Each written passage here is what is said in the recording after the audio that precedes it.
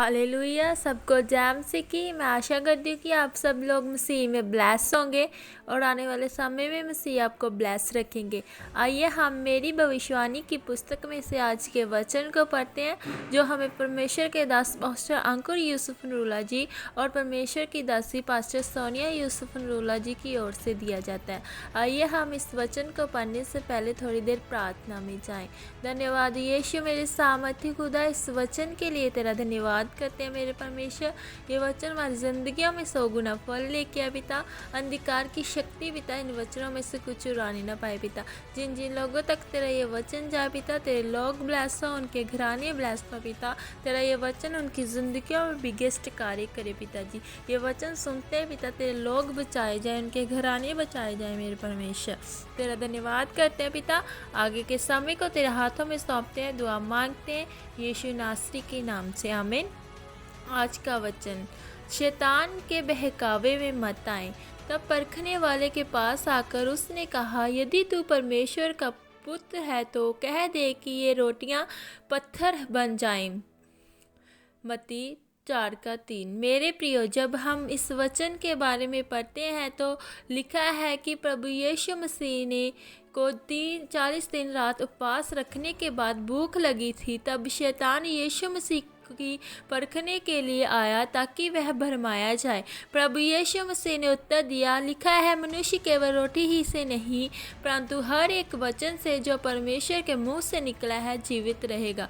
शैतान ने ऐसा कर 3 बार यीशु मसीह को भरमाने की कोशिश की, लेकिन यीशु मसीह एक बार भी भरमाए नहीं गए। यीशु मसीह ने वचन के द्वारा शैतान को हराया। तब शैतान वहां से भाग गया। बाइबल में लिखा है कि शैतान एक चमकता हुआ दूत था, लेकिन एक दिन उसने सोचा कि मैं परमेश्वर से ऊंचा सिंहासन बनाऊंगा। जानी वह परमेश्वर की बातों के साथ सहमत नहीं था। वह खुद को भरमाया गया और साथ में उसने 33 करोड़ दूतों को भी भरमा दिया।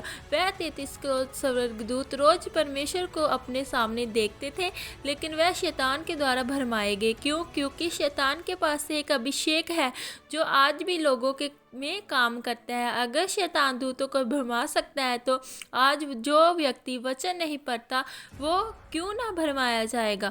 जो व्यक्ति अपने आत्मिक जीवन में गंभीर नहीं है, इसी कारण वह अपने शारीरिक जीवन में आशीषित नहीं है। परमेश्वर ने कहा, मेरे धर्म और राज्य की खोज कर तो दुनिया की सारी वस्तुएं तेरे पीछे पड़कर तुझे मिलेंगी। इसलिए एक विश्वासी का ध्यान सिर्फ परमेश्वर के वचन के ऊपर होना चाहिए, क्योंकि आप शैतान की युक्तियों को से अनजान नहीं है। मेरे प्रियो, लिखा है कि तुम्हारा युद्ध किसी इंसान के साथ नहीं बल्कि उस युक्तियों के साथ है जो स्वर्ग में है। एक बात को याद रखें, शैतान सोया नहीं है, और जो व्यक्ति रोज बाइबल को पढ़ता या सुनता नहीं है उसके जीवन में कभी शांति नहीं आ सकती। परमेश्वर ने आपको शारीरिक और आत्मिक रीति से ऐसा बनाया है कि अगर आप खाना नहीं खाएंगे तो आपके जीवन में कमजोरी आ जाती है और आपको बेचैनी सी होती है। वैसे ही जब आप वचन नहीं पढ़ेंगे तो आत्मा में आप शांति महसूस नहीं करेंगे।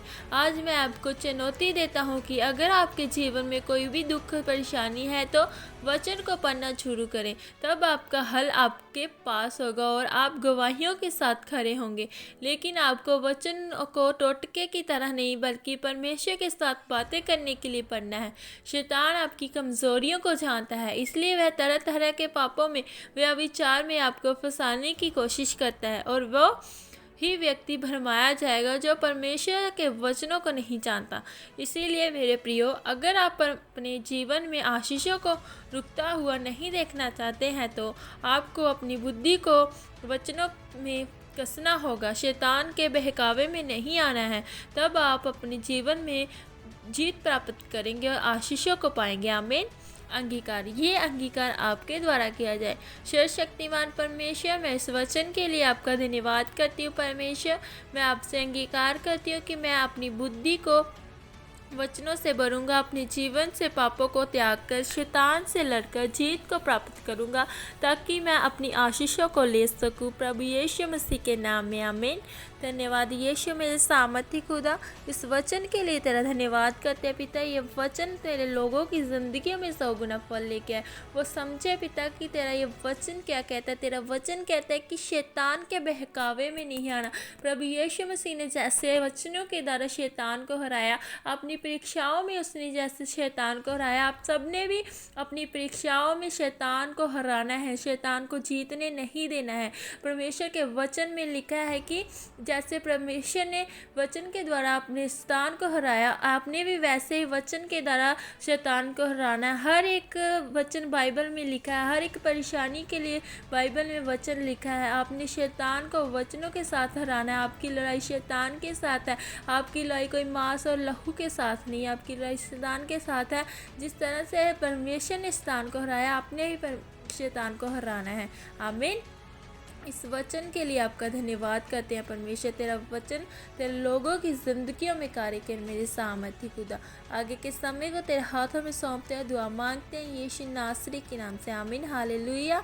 अगर आपको हमारी वीडियो अच्छी लगती है तो हमारे चैनल को सब्सक्राइब करें, बेल आइकन को दबाएं कि आने वाली अन्य वीडियो का नोटिफिकेशन आपको मिले। सबको जाम सीखी। God bless you all.